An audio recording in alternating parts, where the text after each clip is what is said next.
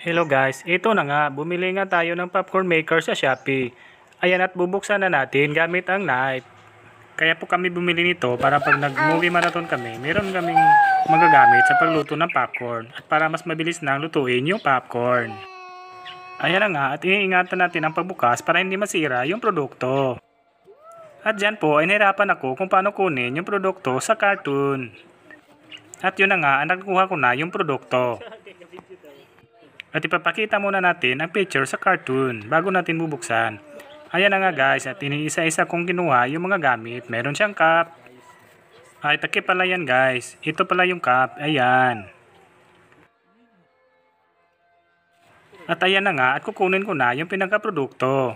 Kulay pula po siya. At tanggalin na natin ang kanyang plastic cellophane. At bago na ang lahat, titingnan muna natin kung maganda ba at walang sira yung produkto. At ayan na nga, tinitesting ko ang takip kung kasya ba talaga.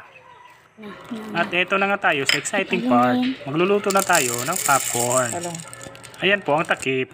Yan po ang puno natin kasi baka lang kasya sa kanya.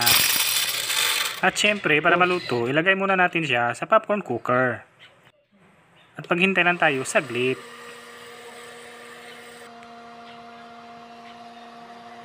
Ayan na nga guys, umiikot yung sa loob niya guys oh. Uy. Ano yun guys? Ayun na guys. May luto na nga guys. Wow, magic. Medyo kalas siya guys. Kaya ang wala na luto, gagawas gyapon guys. Mas mabilis na nga kami makakaluto ng popcorn. Ayan na guys, oh. Lagyan mo ng asin.